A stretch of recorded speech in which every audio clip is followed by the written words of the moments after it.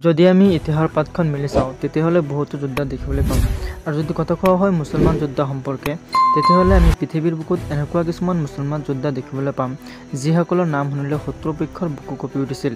এই মুছলমান যোদ্ধাসকলে নিজৰ সাহস আৰু শক্তিৰে সমগ্ৰ পৃথিৱীৰ মাজত নিজৰ পৰিচয় দাঙি ধৰিবলৈ সক্ষম হৈছিল। এই মুছলমান যোদ্ধাসকলে নিজৰ সাহস আৰু শক্তিৰে নিজৰ সৰু ৰাজ্যক ডাঙৰ ৰাজ্যলৈ ৰূপান্তৰ কৰিবলৈ সক্ষম হৈছিল। আজি আমি আলোচনা কৰিম পৃথিৱীৰ আটাইতকৈ সাহস আৰু শক্তিশালী মুছলমান যুদ্ধ সম্পৰ্কে। 10 নম্বৰ স্থানত আছে মেহমেদ দ্য কনকুৱাৰ। মেহমেদ দ্য কনকুৱাৰ নামৰ চুলতানজনক চুলতান আল ফাতেহ নামেৰেও জনা যায়। এই বীৰ যোদ্ধা অটোমান সাম্ৰাজ্যৰ এজন সাহসী চুলতান আছিল। অটোমান সাম্ৰাজ্যৰ আটাইতকৈ সাহসী আৰু শক্তিশালী চুলতান কেৱল আছিল চুলতান আল ফাতেহ, কাৰণ তেওঁ 1453 চনত বাইজেণ্টাইনসকলক হেৰুৱাই কুস্তুনতুনিয়া জয় কৰিছিল। এই কুস্তুনতুনিয়াক বৰ্তমান সময়ত ইস্তাম্বুল নামেৰে জনা যায়। পৃথিৱীৰ আটাইতকৈ সাহসী আৰু শক্তিশালী মুছলমান যোদ্ধাসকলৰ ভিতৰত 9 নম্বৰ স্থানত আছে চুলতান বাইবাৰ্ছ। এই বীৰ যুদ্ধৰ বিষয়ে বহুসংখ্যক মানুহেই নাজানে।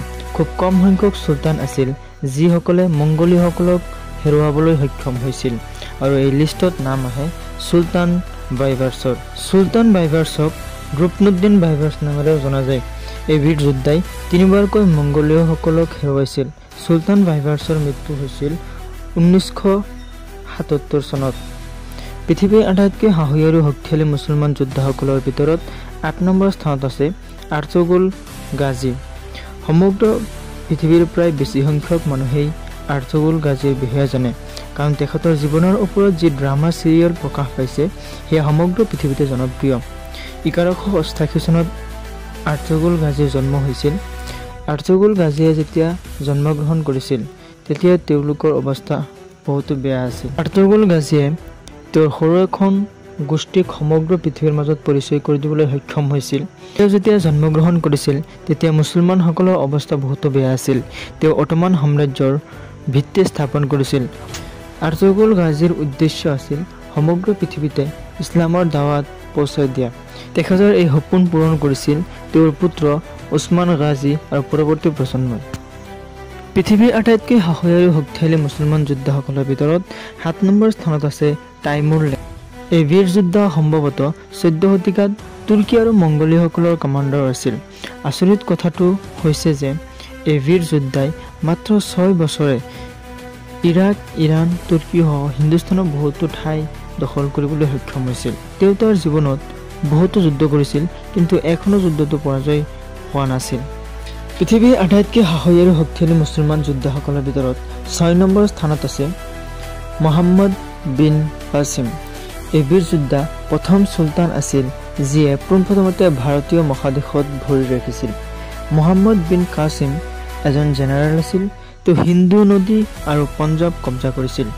হিন্দু সাম্ৰাজ্যৰ সৰ্বশেষ ৰজা টায়াৰক হেৰুৱাই হিন্দু সাম্ৰাজ্য দখল কৰিছিল। পৃথিৱীৰ আটাইতকৈ সাহসী আৰু শক্তিশালী মুছলমান যোদ্ধাসকলৰ ভিতৰত 5 নম্বৰ স্থানত আছে হাৰুন আল ৰাছিদ। হাৰুন আল ৰাছিদ 786 খ্ৰীষ্টাব্দত আব্বাছী খিলাফতৰ চুলতান আছিল। তেওঁ যেতিয়া চুলতান আছিল তেতিয়া ইছলামৰ এটা সুসময় চলিছিল। তেখেতৰ সাম্ৰাজ্যৰ সীমা আছিল মৰক্কোৰ পৰা ইণ্ডিয়া পৰ্যন্ত। পৃথিৱীৰ আটাইতকৈ সাহসী আৰু শক্তিশালী মুছলমান যোদ্ধাসকলৰ ভিতৰত 4 নম্বৰ স্থানত আছে তাৰিক বিন জিয়াদ। তাৰিক বিন জিয়াদ এনেকুৱা এজন বীৰ যোদ্ধা আছিল যিয়ে গোটেই স্পেইনখনেই দখল কৰিছিল। তাৰিক বিন জিয়াদে 712 খ্ৰীষ্টাব্দত এখন বিশাল যুদ্ধ কৰিছিল, আৰু তেওঁৰ বিপক্ষে আছিল বিজিগুল সৈন্যসকল।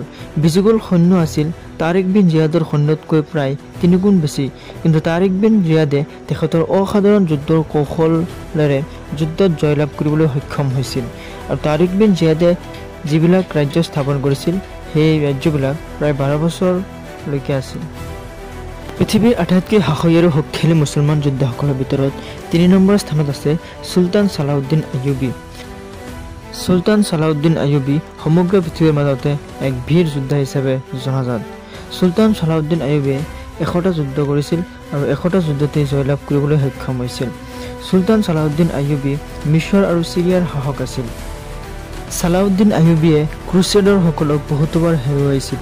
ইয়াৰ উপৰিও চুলতান ছালাউদ্দিন আইয়ুবীয়ে জেৰুজালেম জয় কৰিছিল। জেৰুজালেম জয় কৰাৰ পাছত তাত থকা খ্ৰীষ্টানসকলক তেওঁ কোনো ক্ষতি কৰা নাছিল, বৰঞ্চ তেওঁ কৈছিল, তোমালোকে তোমালোকৰ বাবে জীৱন যাপন কৰা। পৃথিৱীৰ আটাইতকৈ সাহসী আৰু শক্তিশালী মুছলমান যোদ্ধাসকলৰ ভিতৰত 2 নম্বৰ স্থানত আছে হজৰত খালিদ বিন ৱালিদ ৰাদিয়াল্লাহু তাআলা আনহু। হজৰত খালিদ বিন ৱালিদ ৰাদিয়াল্লাহু তাআলা আনহু এনেকুৱা এজন বীৰ যোদ্ধা আছিল যিয়ে গোটেই জীৱন যুদ্ধ কৰি পাৰ কৰিছিল। তেওঁ তাৰ জীৱনত 125টা যুদ্ধ কৰিছিল আৰু 125টা যুদ্ধই জয়লাভ কৰিবলৈ সক্ষম হৈছিল। কেৱল মাত্ৰ মুছলমান যোদ্ধাই নহয়, পৃথিৱীৰ সকলো যোদ্ধাৰ লিষ্টত খালিদ বিন ৱালিদ ৰাদিয়াল্লাহু তাআলা আনহুৰ নাম আহিব সকলোতকৈ আগত। বিভিন্ন দেশৰ সেনাপ্ৰধানসকলে খালিদ বিন ৱালিদৰ কৌশল অৱলম্বন কৰি সেনাবাহিনী পৰিচালনা কৰে। ৰাসূলুল্লাহ সাল্লাল্লাহু আলাইহি ওয়াসাল্লামে খালিদ বিন ৱালিদ ৰাদিয়াল্লাহু তাআলা আনহুক আল্লাহৰ তৰোৱাল অৰ্থাৎ সাইফুল্লাহ নামেৰে নামকৰণ কৰিছিল। কোৱা হয় যে খালিদ বিন ৱালিদ ৰাদিয়াল্লাহু তাআলা আনহুই এখন যুদ্ধত 9খন তৰোৱাল ভাঙি পেলাবলৈ সক্ষম হৈছিল। খালিদ বিন ৱালিদ ৰাদিয়াল্লাহু তাআলা আনহুৰ সাহস আৰু শক্তি দেখি শত্ৰু সৈন্যই চেলেণ্ডাৰ কৰিছিল। পৃথিৱীৰ আটাইতকৈ সাহসী আৰু শক্তিশালী মুছলমান যোদ্ধাসকলৰ ভিতৰত 1 নম্বৰ স্থানত আছে হজৰত আলী ৰাদিয়াল্লাহু তাআলা আনহু। সমগ্ৰ পৃথিৱীৰ মানুহে জানে যে হজৰত আলী ৰাদিয়াল্লাহু তাআলা আনহু ইছলামৰ 4ৰ্থ খলিফা আছিল আৰু ৰাসূলুল্লাহ সাল্লাল্লাহু আলাইহি ওয়াসাল্লামৰ চাচাতো ভাই আছিল। ইয়াৰ উপৰিও ৰাসূলুল্লাহ সাল্লাল্লাহু আলাইহি ওয়াসাল্লামৰ জোৱাই আছিল। খৈবৰ যুদ্ধত এখন বিশাল প্ৰসাদ আছিল আৰু তাৰ গেটটো আছিল বহুত ডাঙৰ। এই গেটটো খুলিবলৈ প্ৰায় 40জন মানুহৰ সহায় ল'ব লগা হৈছিল, কিন্তু হযৰত আলী ৰাদিয়াল্লাহু তাআলা আনহু অকলেই গেটটো খুলি শত্ৰু সৈন্যৰ ওপৰত দলিয়াই দিছিল। ৰাসূলুল্লাহ সাল্লাল্লাহু আলাইহি ওয়াসাল্লামক বহুতো যুদ্ধত হযৰত আলী ৰাদিয়াল্লাহু তাআলা আনহুই সহায় কৰিছিল। ইয়াৰ উপৰিও হযৰত আলী ৰাদিয়াল্লাহু তাআলা আনহু সুন্দৰ মনৰ অধিকাৰী আছিল। যুদ্ধত পৰাজিত সৈন্যক তেওঁ ক্ষমা কৰি দিছিল।